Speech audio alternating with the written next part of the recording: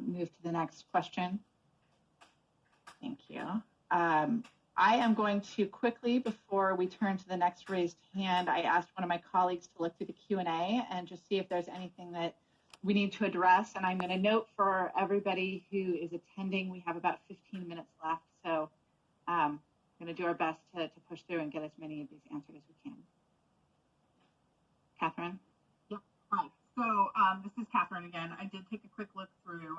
There was one comment that I thought I'd just flag for everybody because I didn't know it, but that the Argos monitor is actually still up and running. So I just wanted to flag that for the rest of at least the committee, because I know I didn't know that. There were some questions that I would say kind of fall into the procedure category. After this, can we provide a copy of the PowerPoint? Can we send a link to the video? Those sorts of things. I am personally technologically challenged, but I do know we have contact information for everybody who participated today. So we may be able to, send a link to the video to the people who were on here today, but we will we'll kick around before we end today and try and figure out, how we might be able to do those things.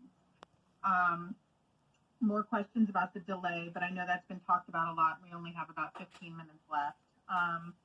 There were a couple of questions about what happens when the money runs out. I don't know who's the best person to address that. It might be me. I can take a crack at it because this question came up quite a few times. The SEP is a finite amount, and many thanks to AQMD for reallocating an additional $1 million, because that really will help, hopefully help us be able to extend the life of any monitoring system we are able to install out there. But one of the things I did want to flag is that there is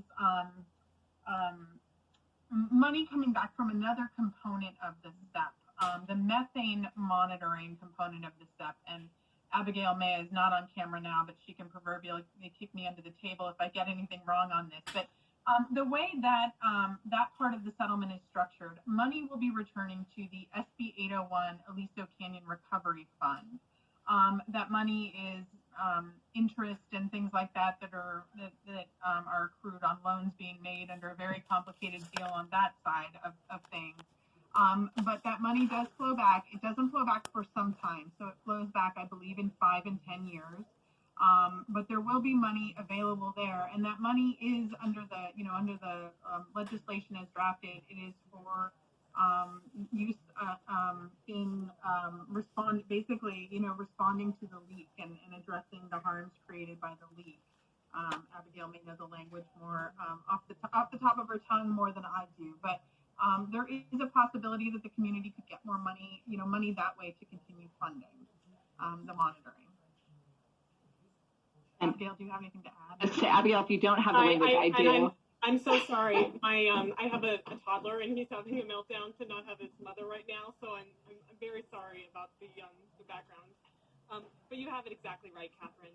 So the funding is expected to come back in 5 and 10-year increments, and we just had the money flow within the last month, and so we expect that a portion will come back, and we think that it's the full $10 million should go to the SEP fund at the 5-year mark, and then at the 10-year mark, if there's any remaining money, the money will go through there. But that the larger portion is dedicated to the legislative account under SB 801, and so in that account it goes, like Catherine said, to the local community, and it will be the legislature that does that appropriation, and it's for public health benefits and other things. And I can send the citation around if folks are interested in looking at that, but the legislature is the right place to start talking about for areas that you're interested in the funding going to.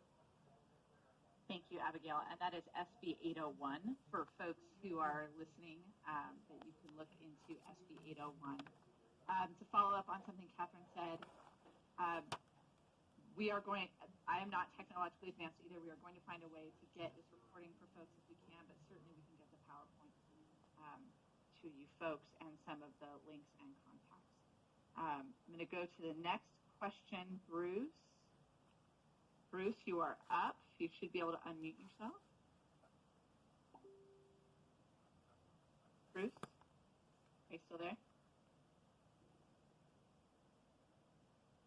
sorry. Now I'm unmuted. You are unmuted. You explained four different. Thank you. You explained four different options in the beginning, but you didn't describe how much each one costs, how long they're good for, and what happens afterward. The last response did. And thank you for that. Second, I'd appreciate then that explanation. That seems to be the only hard information you've provided for us. Second, I want to support Andrew and Craig that before the end of this meeting, we would like you to identify tasks that you feel you can accomplish over the course of the next month and identify a responsible date that you will return to this group. Thank you. Thank you, Bruce. AQMD, can you answer the first part of that? So I believe the question was, thank you, Bruce, for the question. And as far as like the hard costs, the one we have experience with is the one that we provided costs for. Again, contacting other vendors, to try to get some cost estimates. They were not able to get back to Jessica before this meeting. They'll still pursue cost estimates so we can kind of calculate parts of that.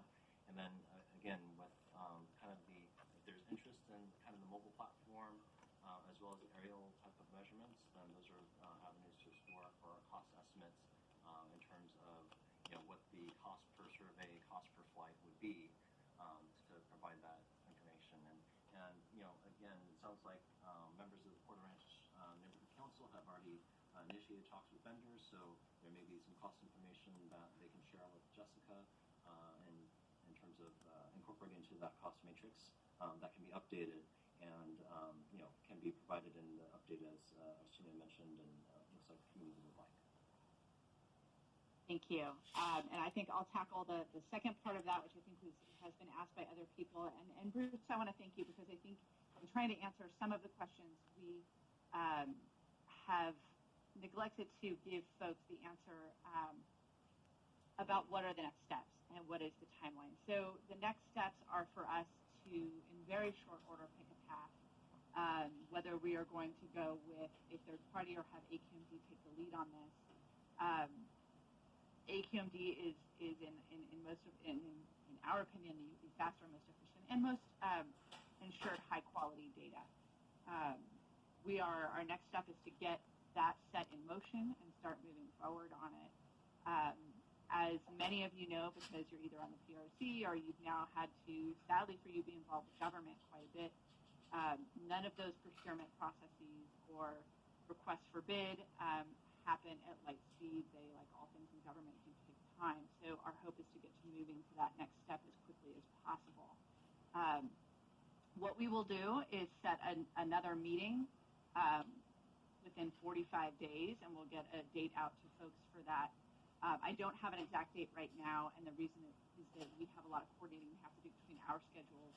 As you can see, there are a lot of folks here whose schedules need to coordinate, but we will get a date set for you all in the next 45 days to follow back. Does anyone want to add anything to that? I was just going to ask, so, I think the setting down a marker is important, and so I know the community can't respond. We're looking at dates, and 30 days falls on Friday. So I think 45 days is, for me, good. I think we should try to do it as soon as possible. And if it's, if we can coordinate to 30 days, then we should try to do that. But it should be no longer than 45. And it sounds to me like there are some tasks that, the last person I didn't catch the name, but talked about, they want to know, costs, and they want to know, certain concrete information that hopefully I would expect to be able to provide for sure at the next meeting. I'm sure there are other things that we could think about that we could provide, but I think that would be really good to get back to this group and like quick. Today is Wednesday, I think. Yes. So like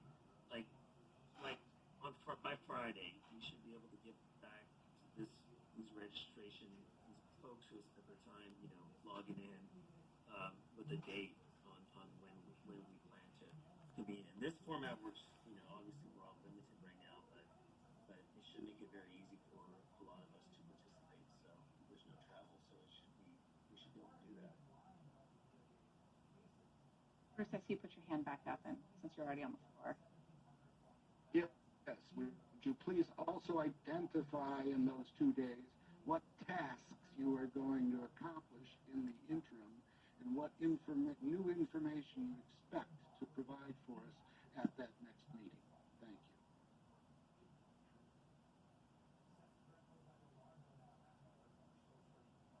This is Catherine. Thank you, Bruce, for your comments.